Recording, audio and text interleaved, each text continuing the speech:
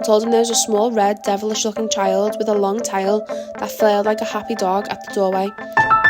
He was completely covered in tawny glossy fur, like that of beavers, with a long, downward bent nose ending in a rat's snout. As he turned the corner, he was face to face with a tall, thin man. The best way to describe what was the four of us seeing together: a bright, glowing, unnatural light shaped like a human with no features.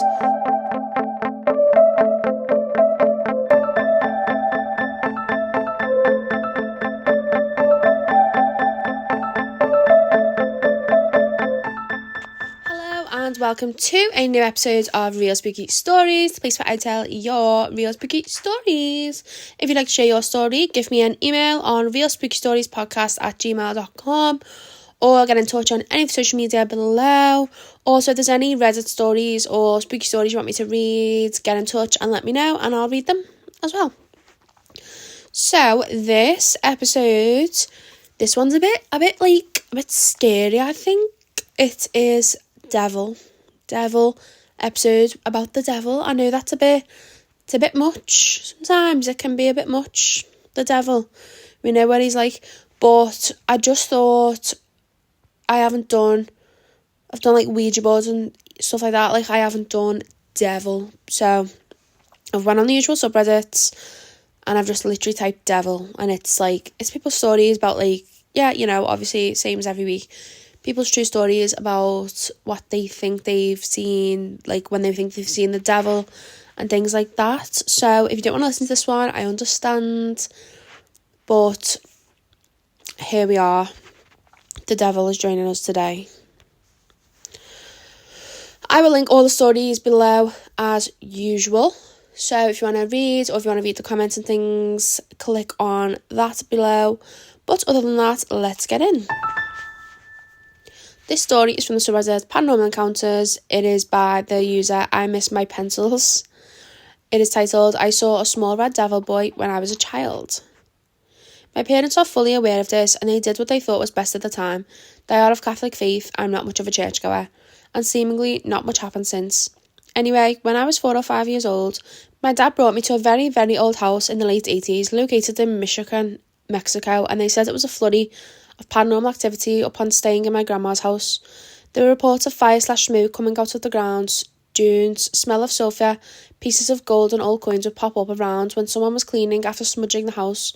But the one that stuck out most to my parents was that I woke up my dad very calmly one night and told him there was a small, red, devilish-looking child with a long tail that flailed like a happy dog at the doorway, that was motioning me with his hand to go play with him at night. When my dad told me the story around that age of around 11, it was like a faded memory that started to come back to me, but it hasn't scared me. From my memory, it felt like a rogue spirit that didn't have anyone to play or talk to, so it sought me out. I have zero intention of trying to contact it and hope it stays away, but I found it so curious. Also, when the first Guillermo del Toro Hellboy movie came out, I was like, holy crap, that looks eerily familiar during the flashback scenes. Yeah, just wanted to share. Has anyone ever felt something like that in their youth? I've searched for stories of this for others and not much comes up. That's scary. Someone has commented, my dad brought me to an old house in Mexico when I was a child as well. In the middle of the night, I saw a shadowy tentacle or smoke making its way out of the door to the other room. It's not the same thing, but still creeps me out to this day. Oh my god, Mexico. The OP has commented back, there are stories in Mexico of UFOs with organic tentacles trying to touch and abduct people. Oh my god, I haven't heard this before. Somebody else has commented, reminds me of a story I heard on Coast to Coast AM with Art Bell. This boy, when he was young, I'm not sure if it was his grandparents' house. Anyway, they had an old piano. One night the boy woke up because he heard music playing. Someone was playing the piano and he said he couldn't describe the music he heard. He walked down the hall to see who was playing it. Once he got there, he said he saw a red devil creature with a tail and everything. The skin was red and it was sitting at the piano playing the strange music. It stopped and turned around, saw the boy and smiled, and poof, it was gone. Oh my god, this is scary. This feels like the Insidious devil. One more person has commented, a childhood friend told me when he was about 13 years old, something happened to him when he was around 8 years old. He was playing in an old abandoned building when he walked into one of the rooms. Looking back at him was a boy wearing a trench coat. My friend looked down and noticed he had animal legs and hooves. My friend stood there terrified and peed his pants. Whenever it was just vanished, my friend ran home in tears. He told me this over 30 years ago, but I'll never forget how uncomfortable and scared he was at the time. Oh my God, there is so many, comments on this. So I would say, go and read. Let me just read this one more comment. I had a similar experience when I was 5 years old. I lived in a house with my aunt and mum in Mexico. I slept on the top bed of a bunk. I remember waking up one morning to a silhouette of a boy looking down at me. I distinctly remember it glowing green and having green eyes that glowed, but it itself being completely dark. I remember not feeling scared but wanting to turn on the light to see what it was. The light switch was on the wall right next to my bed, so I lifted my hand to switch on the light and missed it as it was dark. I looked at my arm reaching for the switch and it ran away into the living room. Being 5 years old, I was not scared and I only asked myself why I didn't hear the front door open and close. A year or two later, my mum was sleeping in the same room in the bottom bed with my younger sister. My mum woke up to my younger sister sitting in the middle of the room talking with something and playing. My mum was curious, so she asked her what she was doing. My sister said, "I'm playing with the little boy, Mum." My mum grabbed her and prayed. My sister pointed out the window and said, "Look, Mum, you made him leave. He's sad because he wants me to play with him." By the way, we're Catholic and generally do not believe too much in the paranormal, but this did happen for sure. Oh my God, this is scary. Yeah, definitely something's going on in Mexico, it sounds like to me. So definitely go and have a little read. This story is from the subreddit The Truth Is Here. It is by the user Salomon. It is titled, I Met the Devil in Florence. I met the devil in Florence. I'm Italian and translated this with ChatGPT to try and make it readable. It's not a particularly fascinating or adventurous story, but it was the moment when I felt the most overwhelming and primal emotion in my life. I was in Florence for a vacation with my parents and sister. We were walking along a sidewalk that ran beside a tall wall. It was evening and the streetlights tinted the road yellow. I was joking with my family. My parents were a bit ahead of me in the sidewalk. In the opposite direction, a young man was approaching us, wearing a grey hoodie with the zipper up. The hood pulled over his head and his hands buried in front pockets. He walked briskly, his head down, ignoring us. As he passed me, I peeked under the shadow of his hood. I couldn't have seen him for more than a second or two, but the sensation I felt stretches the memory and has scarred it to my brain. I was struck by the deepest panic I've ever experienced, a fear so complete that when I had to describe it, I called it primordial, the feeling that my entire human being had encoded to fear him, as if he had been a predator forever, a danger since the beginning of time. His face is giving me goosebumps all over my back and behind my ears, and even now as I describe it almost 10 years later, I cannot describe it as anything other than a man who evolved from rats instead of apes, who is completely covered in tawny glossy fur like that of beavers, with a long downward bent nose ending in a rat's snout with whiskers. His tiny eyes, like marbles, were entirely black. I've never managed to find anything online that resembled what I saw. Only one image that has helped me to describe him at this moment remotely resembles him. If I can't, I'll try to link it. I remember being gripped by the most intense shiver of pure terror. I turned to look at him as he passed me, gasping, my mouth open. I waited for him to walk away and told my family what I'd seen, stammering. I have no way to prove what I saw and convince the skeptics, except for the goosebumps on my arms, the hair standing up on my head, and the chills down my back at this moment. It wasn't fear. Fear comes and goes. That man carries with him the most overwhelming terror I have ever felt. Somebody's commented, I've heard this before, I can't remember the podcast or find it. There were several stories of people encountering a rat-like man on or around stadium in a particular American city. There was also a story of someone stopping at a red light and a rat-like man within the car next to them. They all described the same sense of terror. That's scary. I feel like I don't want to say it's a devil. I feel like I don't understand the sense of terror, but I feel like it could just be someone with a condition, and you're like saying he was evil and all that. You know what I mean? He's trying to post a picture, but he doesn't know how to. So I'd love to see the picture, because all I'm picturing is like an evil rat, like a little, you know what I mean? But I don't know, I don't feel like, I don't know about the terror thing. I was going to say, like, it's just a person with a condition, I think, but can't explain the terror what you felt. This story is from the subreddit True Scary Stories. It is by the user Darkness Dearest. It is titled Encounter with the Devil. Before I start the story, it's important for me to clarify that the paranormal here in the United States isn't seen the same as it is in Mexico. From where my father's from and from who I heard the story, Here, at least from my experience, it's seen as nothing more than cool, sometimes taboo subject to be into. Sometimes people consider it to be sort of a hobby. In Mexico, on the other hand, it's seen from a much different point of view. It's part of our culture. The same stories our great-grandparents heard are the same ones that passed down to us. La Llorona, Duende, Nahule, Bruja, even the devil himself. We're taught to treat these things with respect and never take them lightly. To us, it's much more than just witnessing an old chain move on a blurry security cam, or maybe hearing footsteps in an empty room. It's part of our culture. My father is not the type of man to seek attention. He's a humble, honest, hard-working man, and as a result, I wholeheartedly believe him. Since he could remember that he had the misfortune of being more sensitive to the paranormal than most. What I mean by this is that all throughout his life, he has found himself face to face with most of the stories we're warned about. Even now, as a grown man, our entire family has grown accustomed to experiencing more than our fair share. It's almost as if this sort of stuff follows not only him around, but us too. This particular story takes place in Mexico when he was maybe 8 or 9. He was accompanying his grandfather, who at the time worked as a watchman at one of his friend's stores. This specific store also functioned as a warehouse, similar to stores like Costco or Sam's Club, but on a much smaller scale. Bodega Aurora, for those of you wondering. It was around 11 o'clock when they arrived, well past sunset and into the night. My great-grandfather and his friend had struck a deal, and whenever he was on the shifts, he could help himself to anything he wanted to eat, as long as he kept a list in order to make sure it wasn't marked down or still in inventory. As they were getting ready for the night, my dad was told that he could choose anything he wanted to eat.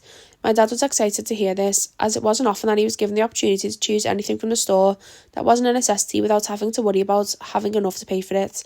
He wanted to make sure he had the most of his opportunity. He wanted to make sure he made the most of his opportunity and decided to go around the store looking for what he wanted the most. He finally made up his mind and settled on a bottle of chocolate milk. He started to make his way around the store and eventually found himself wandering the halls and searching the refrigerator aisle. After figuring out it was the very back of the store, he hurriedly rushed towards the low buzzing hum of the dozens of refrigerators. After running past the aisles and suddenly turning onto the very last aisle, all he remembers was an indescribable feeling of not only pure terror and true fear, but also an endless sense of despair. As he turned the corner, he was face to face with a tall, thin man. My father tells me that this man had to have been at least 2 meters tall. His initial reaction was to try and run away from him, but he couldn't. It was more than just being paralysed with fear. He felt an endless empty pit inside him as well as around him. He doesn't remember the face of the man, and he doesn't know how much time passed. He had lost his sense of where he was at the time and could not for the life of him tell anything except for the fact that it was him and the man in front of him. He does remember, however, that this man was neatly groomed and seemed very well kept. Despite not remembering his face, he does recall that he was staring straight at him. He does not remember what happened after. He only remembers coming to his senses on the floor in his grandfather's arms, being questioned about what had happened. His face was full of tears. All he could manage to choke out was that the man was there, over and over. His grandfather's first thought was that someone had broken in, and he rushed my father back to the front of the store, where the only lockable room was located, the owner's office. He told my father to wait inside the office and that no matter what, not to open the door for anyone. He would be back as soon as he checked the store to make sure it was safe, but the memory of the man was still all too fresh in my father's mind, and decided he'd rather brave running into the man again with his grandfather by his side rather than remain alone in the store again. Despite his grandfather believing it wasn't safe, he could see the terror in my father's eyes and complied to my father's wish. After checking through each and every corridor and deciding that the store was safe, they both headed back to the office where my dad explained everything. For the most part, it seemed to be an isolated incident, as my great-grandfather later that morning told the owner what happened, and claimed it was the first he had heard of anything of the sort happening inside the store.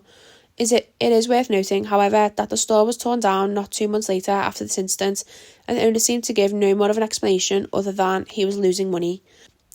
Despite my dad not daring to outright say what he thinks he saw that night, it's more than apparent to me that based on his description of both the man and the feelings that overcame him, I think it's safe to assume that the man he saw none other than the devil. The demolition of the store does nothing but further fuel the theory as to what it was my father saw that night. Somebody's poor, not to make light of it because that is terrifying, your poor dad, but did he get his chocolate milk though? Though he's poor, not that I know of.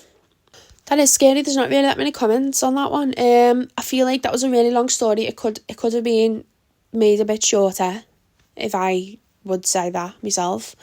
But it does sound scary, but like, I don't know, just it's not that scary. Like, obviously it would be scary if it was you, And, like, he was in, like, a big supermarket and he went round the corner and there was just a man standing there. And then he lost a bit of time.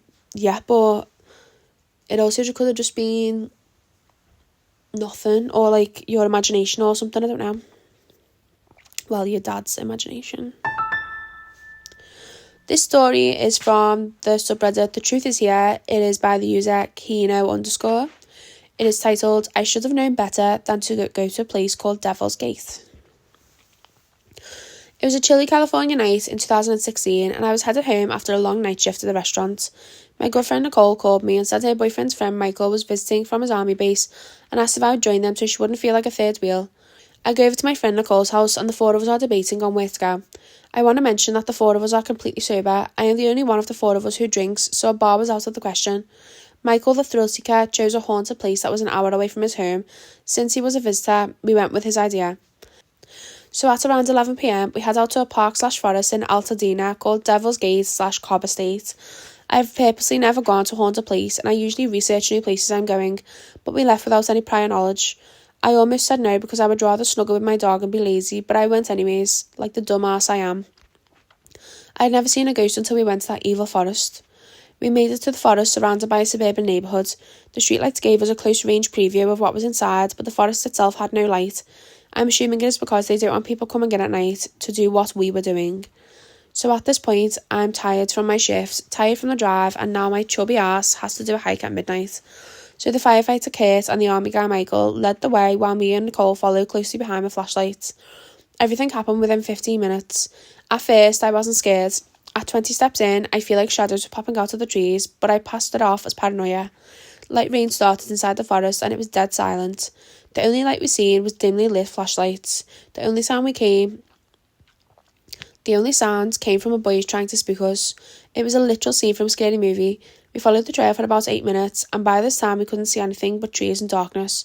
The boys decided to go up a small hill off the trail, and I remember Michael saying, "Come up here, look at this." Nicole and I figured he was bullshitting or had seen an animal.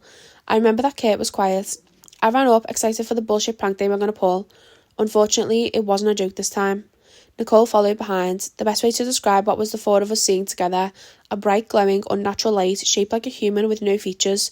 The bottom of the light began at around 6 feet from the ground, and the figure itself was about 6 feet. I gave it one look, screamed at the top of my lungs, and my adrenaline kicked in at light speed. Whatever it was not a hoax or prank, and I noped out as soon as I seen that it would disappear when we shined the flashlight on it and then reappear when we took the flashlight off it. When we first seen it, it was about 10 feet away, but it was slowly coming closer. I began to run without any regard for my friends. I had run through the forest on and off of the trail in order to get as far away from the ghost orb thing as quickly as possible. I ran faster than my friend Nicole, Kurt and Michael. At one point, I just remember Nicole screaming for me to wait for her, and when I turned back, it was still following us out in graceful glowing prance above and behind her. I ran in the dark. I didn't worry about twisting my ankle or falling into a ditch. I just ran until I made it completely out of there. When I made it out, I looked towards the forest until I'd seen Nicole, and from there we ran to the car and got far enough away to talk about it. The four of us all seen the orb or ghost. My adrenaline and anxiety was pumping, and I immediately called my dad and told him what happened. I was so panicked, and I could tell that he didn't believe me. After this, I realised the story was only for people who have seen some shit. On the way home, we discussed all of the possibilities of what we seen. I watched some YouTube videos of people hunting ghosts there and some backstories of how it was previously owned by a rich dude who donated the land to Catholic Church. Online, there's some questionable stories as to what happened there, but apparently KKK rituals are still practiced in the forest at night.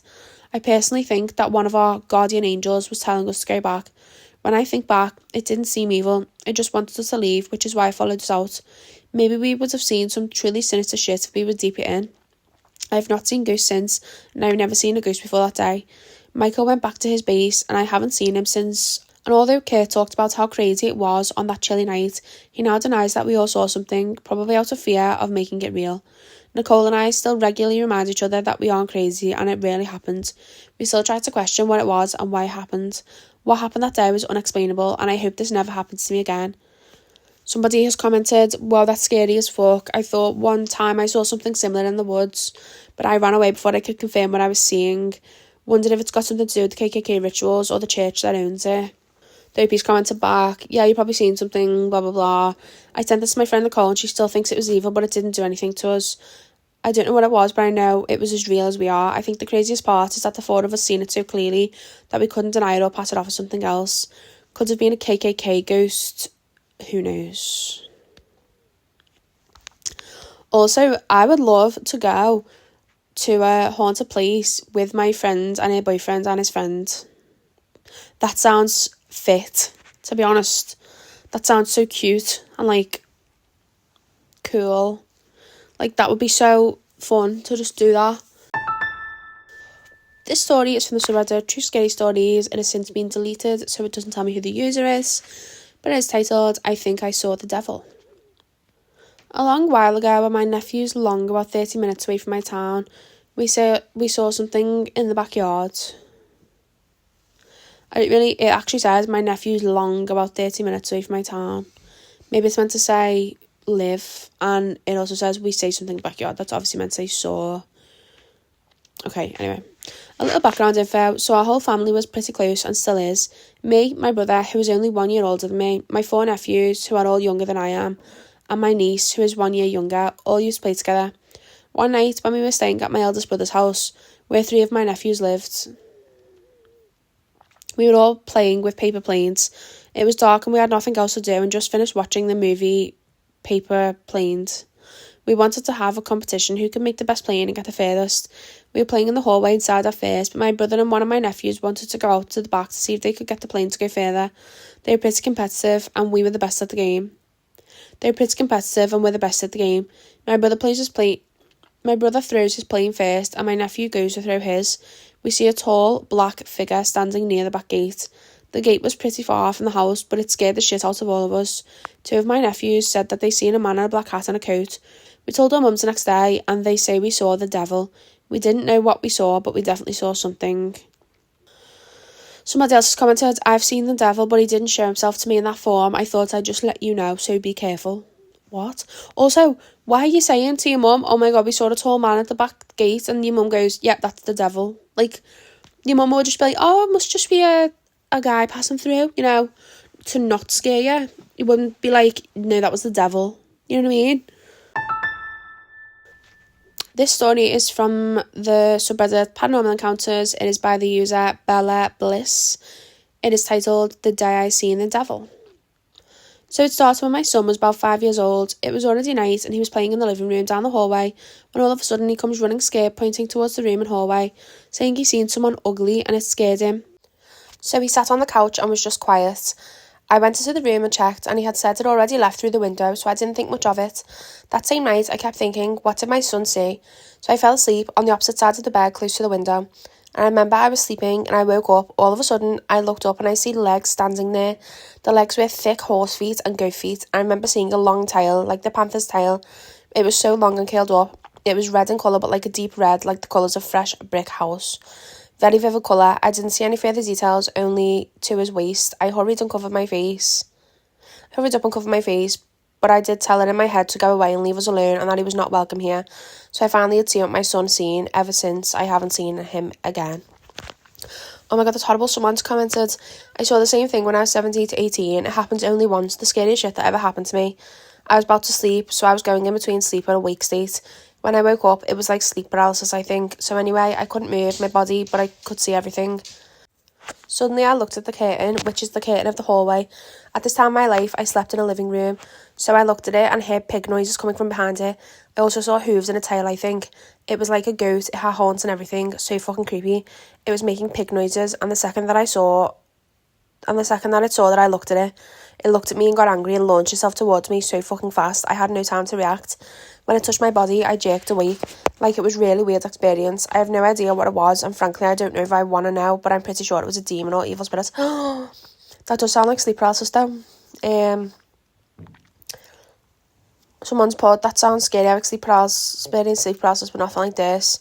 I've only seen it once, didn't do a noise. I didn't have time to look up the face. I just seen its feet and long tail. Someone's put, never ever look at the face. The face is the scariest part. They make themselves look scary, so that even feeds in your energy. Oh my god. This is horrible. Right, so that was the last one. I'm going to go on to a creepypasta now.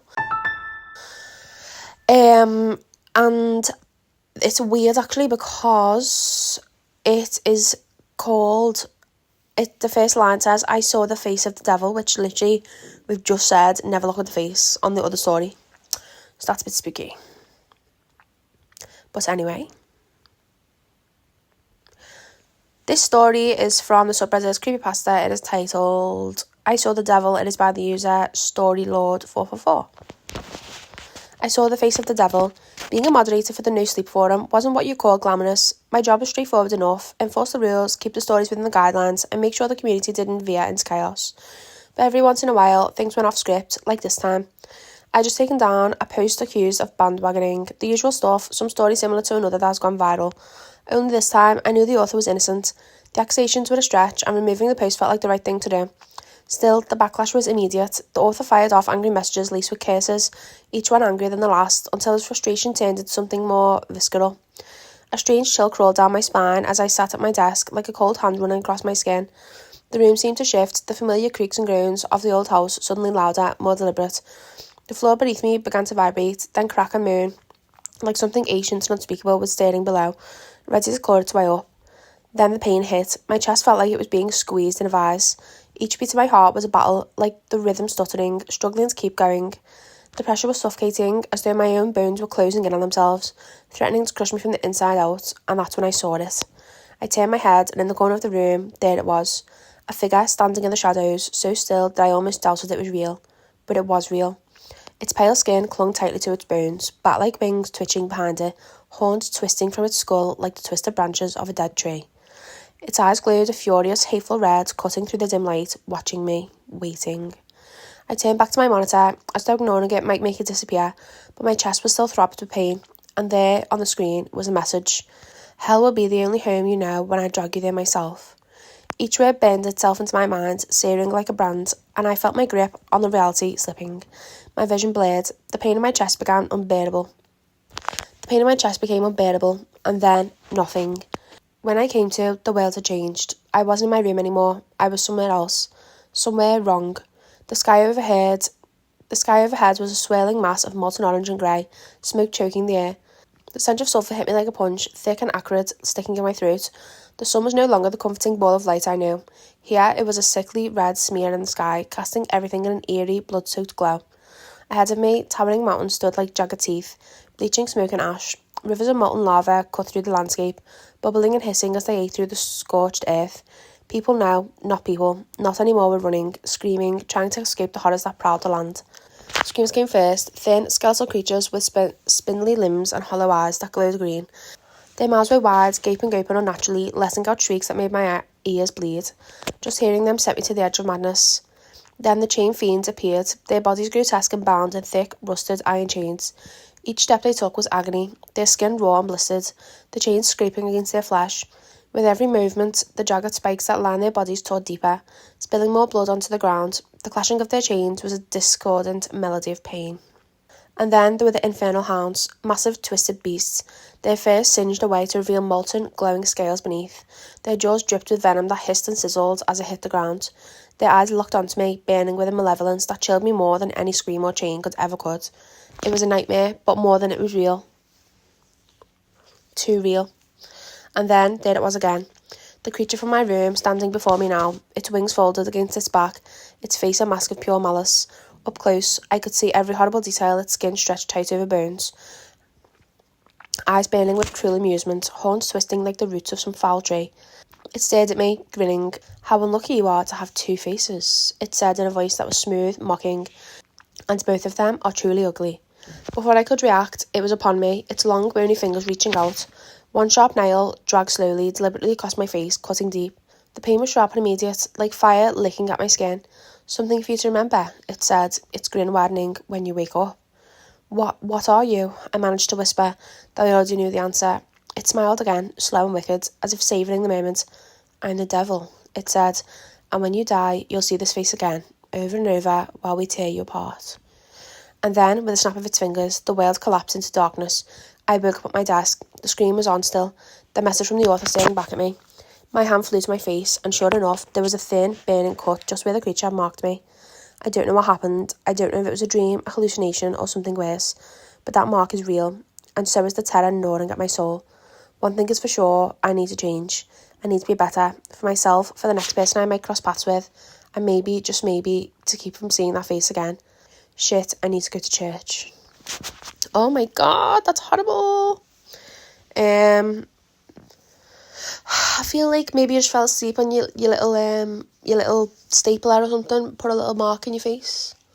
No, I feel like you actually had a little trip to hell. I feel like you're a bad person.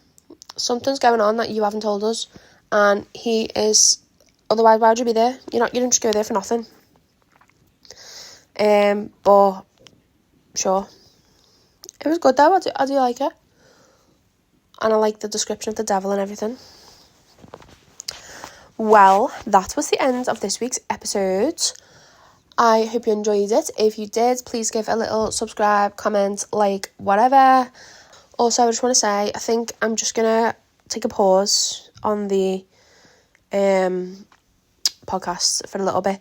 It's just too much. There's too much to do. Like, it takes a long time to record, edit, and then upload it to all social media, get it uploaded on YouTube, turn it into a video to get on YouTube, and also TikTok and everything. Like, I just want to focus on TikTok at the minute and one social media at a time. I am going to come back and do 13 nights of Halloween on the podcast. So there will be a story every day, 13 nights before Halloween, leading up to Halloween, and also 13 nights of Christmas spooky stories as well. And I will be doing the TikTok stuff as well. So make sure you follow me on TikTok, realspooky.stories. And yeah, I'm still going to carry on the stories over on there. So it's just not going to be the podcast. It's so hard to promote it and stuff. Like, I need to really delve into stuff, but I just haven't got the time. I just want to focus on TikTok at the minute. Anyway, thanks so much for listening, and that'll be the last podcast episode for a while. It's not going, it's just a break. We're on a break. We were on a break, okay?